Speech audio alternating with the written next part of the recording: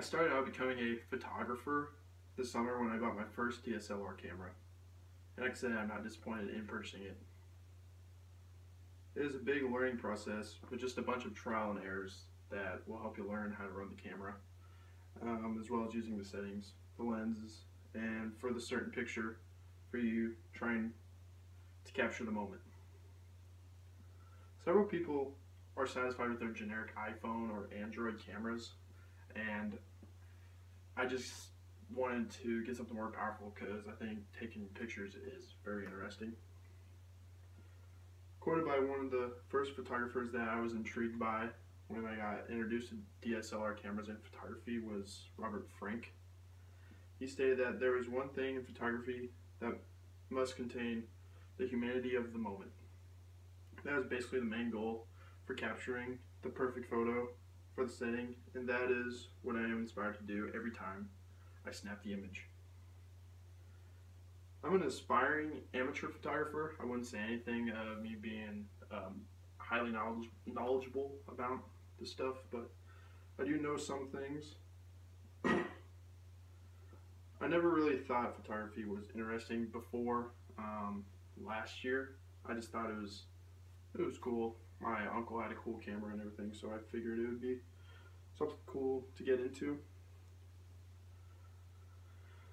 Getting a hold of one at work, my internship this summer, I became really fascinated in all the gadgets and stuff and cool depth of fields and everything you can do with the picture or with the camera. So I decided to get a Nikon D3400 DSLR kit with 2 lenses. According to a National Geographic article written by Robert Draper in October 2013, he quoted that photographers use their cameras as tools of exploration, passports to inner sanctums, instruments for change. Their images are proof that photography matters now more than ever. My dream job would be to work for National Geographic, but I know that's going to take a lot of time and just becoming familiar with cameras. I know it's going to take many years to come to get the skill set. Photography is considered a hobby to me, so having the job to work for National Geographic in the future, if I ever have the opportunity, would just be awesome because I would look forward to go to work every day.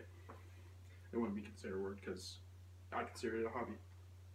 Today I'll share with you the basic settings on the DSLR, as well as some brief and advanced settings to tweak when you're taking this perfect picture, what makes up for a good photo, and lastly, the reasons why using automatic is frowned upon when you have the option to use manual.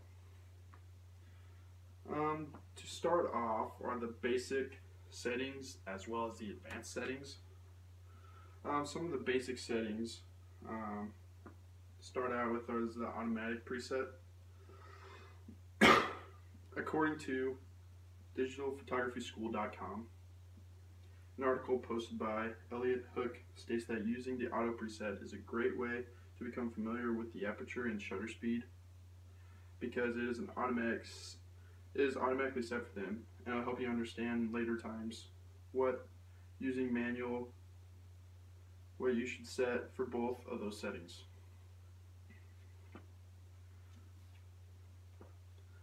Aperture is another brief beginning setting.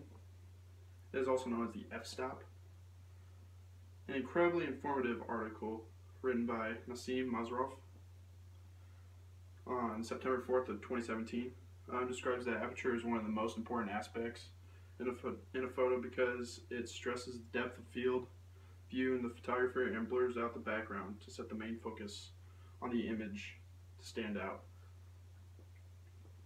Aperture is very cool. Depending on the lens you have, they can range down to 1.4, which means basically it'll blur out more of the back when you zoom in on something, so the background will be more blurred. Depending on the lens, there's 1.4, 1.8, all the way up to, you can go up to like 32, which basically means the background is not blurred out at all. Another brief setting is the shutter speed. You want to Adjust the shutter speed if it's a fast movement. You want to have fast shutter speed, or if it's something slow, you can have a 3-second shutter speed. A really fast shutter speed is 1 to 4,000th of a second. A lot of people will use those for like taking pictures of bald eagles or birds. The focus you can set is on the lens. You can set it to manual or auto.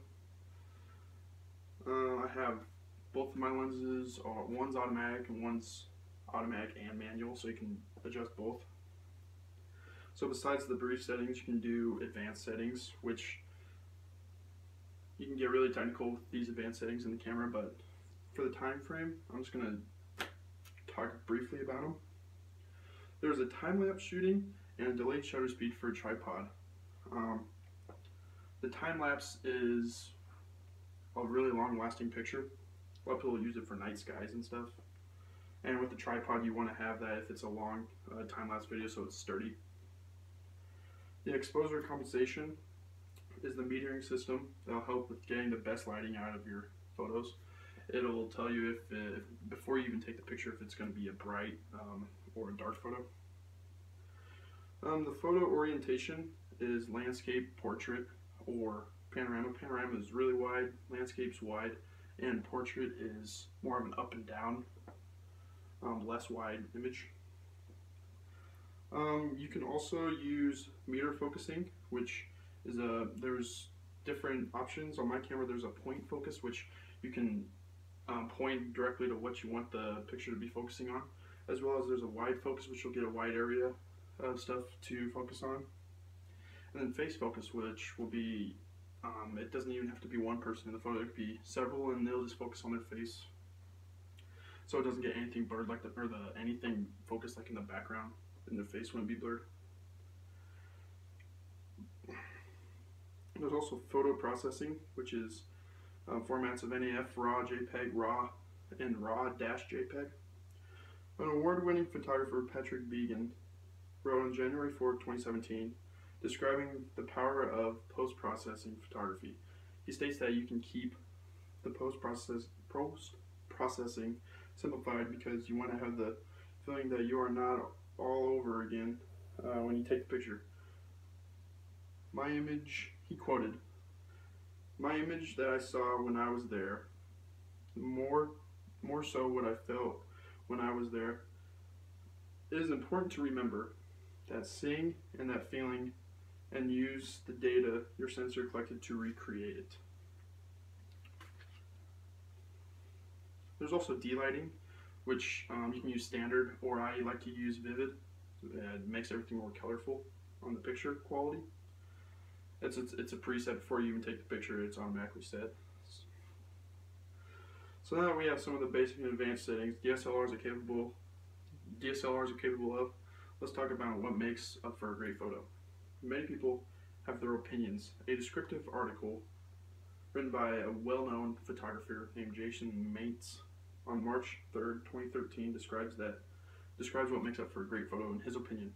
He states that the 5 basic elements that make up for a great photo include a good use of light, color, a captivating moment, and a correct composition for the given situation, as well as a photographer's choice of distance for the subject. It's difficult trying to get these aspects together in one photo, as it is a very rare occasion that it will happen. You also need to have a balance of colors and landscape. So you want to have the photo be balanced, as well as a focal point on the photo. So it's nothing just blah and it's too busy. There has to be something that stands out on it. You want to have minimal brightness, saturation, and color distortion. So you want it to be as colorful as possible without being too bright or dark. To finish off, after we make up for a good photo, is the general reason why you want to use manual and stay away from the auto preset.